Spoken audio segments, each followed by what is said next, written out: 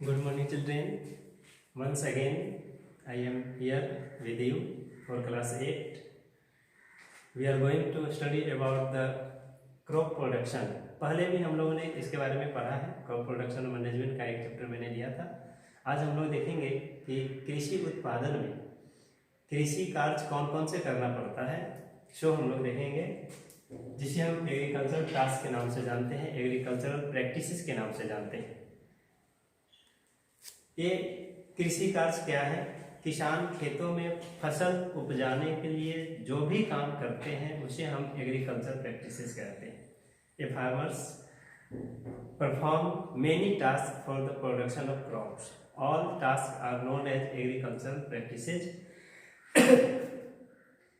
Now come to see what are the main agricultural practices. The first is soil preparation. The first is soil preparation. सबसे पहला काम है खेती के लिए मिट्टी को तैयार करना। मिट्टी जितनी अच्छी तैयार होगी उसमें फसल उतना ही अच्छा होगा। इसलिए किसान सबसे पहले खेतों को तैयार करते हैं, उसकी जुताई कोड़ाई करते हैं और खेत तैयार होता है ना। इसको कहते हैं preparation of soil, to preparation of soil.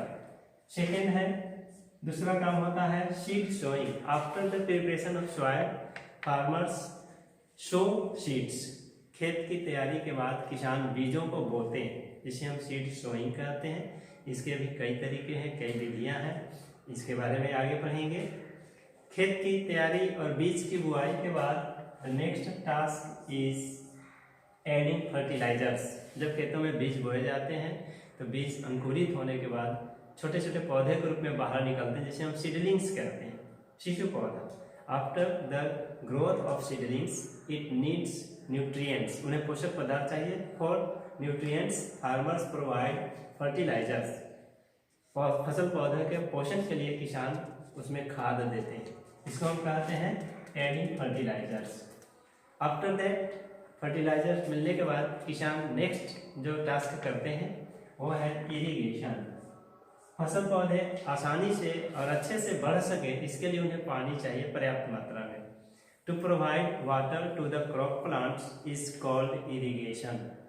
पौधों को, फसल पौधों को पानी देना सिंचाई कहलाता है। To provide water to the crop plants is called irrigation. सिंचाई के भी कई साधन हैं, कई तरीके हैं, ये भी पढ़ेंगे नेक्स्ट में डिटेल्स में। नेक्स्ट टास्क है वीडिंग। जब फसल पौधे बढ़ना शुरू करते हैं तो खेतों में कुछ ऐसे भी पौधे उगाते हैं जो हानिकारक होते हैं फसल पौधों के लिए, जिसे किसान बोता नहीं है, उपजाता नहीं है। उन्हें हम खरपतवार के नाम से जानते हैं, वीड्स के नाम से जानते हैं। Unwanted plant that grow along with the crop plants are called weeds. Unwanted plants that grow along with crop plants। वैसे पौधे जो फसल पौधों के साथ उगाते हैं वे अवांछित होते हैं, उन्हें हम वीड्स कहते हैं। तो उन्हें उखाड़ करके या किसी अन्य विधि से फसल पौधों के से अलग कर दिया जाता है, खेतों से हटा दिया जाता है। इस क्रिया को कहते हैं weeding. To remove the weeds from the field is called weeding.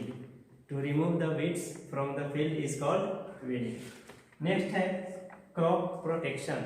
जब फसल पौधे तैयार होने लगते हैं, बड़े होने लगते हैं, परिपक्व होने लगते हैं, उनमें दाने और फल लगने लगते हैं, तब एक समस्या आती है उसमें रोग लगने की, है ना। Eight the time of maturity crop faces many diseases. Maturity के समय, परिपक्व होने के समय फसल पौधों में कई रोग लगते हैं, है ना। तो उन रोगों से बचाने के उपाय किए जाते हैं, जिसे हम कहते हैं क्रॉप प्रोटेक्शन। इसके लिए कुछ दवाओं का उपयोग किया जाता है, रसायनों का प्रयोग किया जाता है, वो भी पढ़ेंगे डिटेल्स में।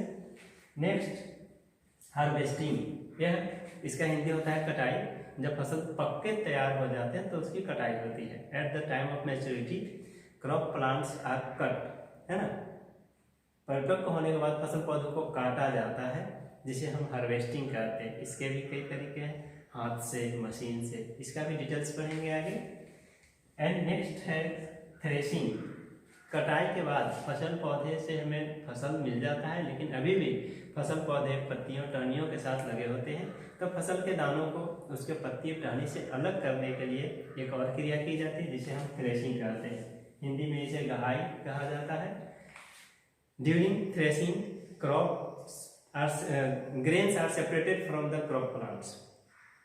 क्रॉप प्लांट्स से ग्रेन को दाने को अलग किया जाता है। इसको ऐसे भी कह सकते हैं, the separating of grains from the crop plant is called threshing. Next है स्टोरेज, भंडारण। चूंकि फसलों के उत्पादन में एक बार में इतना अधिक मात्रा में अनाज का उत्पादन होता है जिसे हम एक बार में खपत नहीं कर सकते हैं, इसलिए भविष्य में खाने के लिए उपयोग में लाने के लिए उसे हम भंडारित करते हैं, स्टोरेज करते हैं। इसके लिए हम अनाजों का भंडारण करते हैं और भंडारण करने की कई विधियां हैं, कई तरीके हैं जिससे कि अनाज लंबे दिनों तक खराब नहीं होता है। उसके बारे में स्टडी करेंगे, स्टोरेज के बारे में। तो ये हमारे सारे एग्रीकल्चरल प्रैक्टिसेस हैं जो एक एक करके पूरे किए जाते हैं, तब फसल पौधों से अनाज या फल या सब्जी हमें प्राप्त होता है। हम लोग इसके सारे स्टेप्स को एक एक करके डिटेल्स में पढ़ेंगे। आज के लिए इतना ही। नेक्स्ट टाइम में हम लोग सबसे पहला पढ़ेंगे सॉइल प्रिपरेशन। तब तक के लिए धन्यवाद।